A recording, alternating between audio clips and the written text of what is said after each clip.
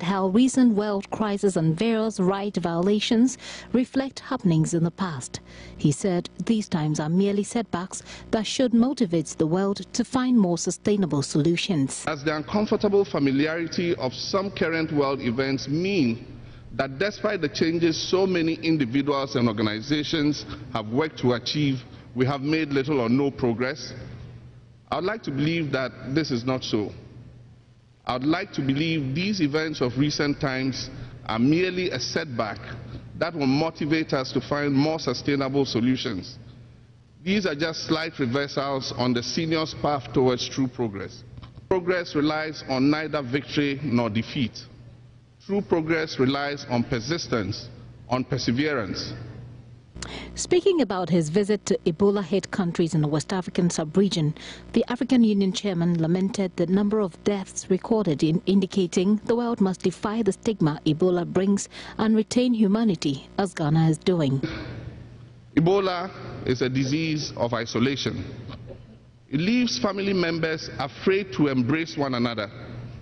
It leaves healthcare workers afraid to attend to their patients, and it forces the living to abandon the cultural rites of washing, embalming, and burying their dead.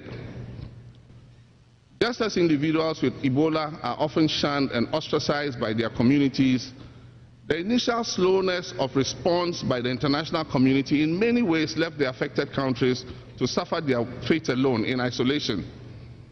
In my travel to those three countries, despite my awareness of the suspension of flights by some airlines, I was shocked to find the airports completely vacant. Ebola is just not a Liberian problem. Ebola is not a Sierra Leonean or a Guinean problem.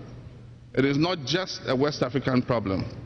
Ebola is a problem that belongs to the world because it is a disease that knows no boundaries. Thank you. We cannot afford to let fear keep us away. We cannot afford to let it compromise the very impulses that not only define but retain our humanity.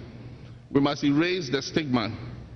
To that end, my country, Ghana, has offered the use of its capital, Accra, as a base of operations for activities geared towards the containment of the disease. On terrorism, President Mahama said perpetrators have been successful due to effective communication among their networks. Terrorists also have the opportunity to recruit new members by exploiting the ignorance and disillusionment of young people who lack the skills, education, and opportunity to find gainful employment. Because of the assistance and cooperation that exists between them, they have in fact become several tentacles of one single organism. So too must we come together as one cohesive body, united in our battle to defend our freedoms and values. We too must communicate within and between ourselves. We must cooperate, lend assistance and resources to fight and conquer this common threat we face.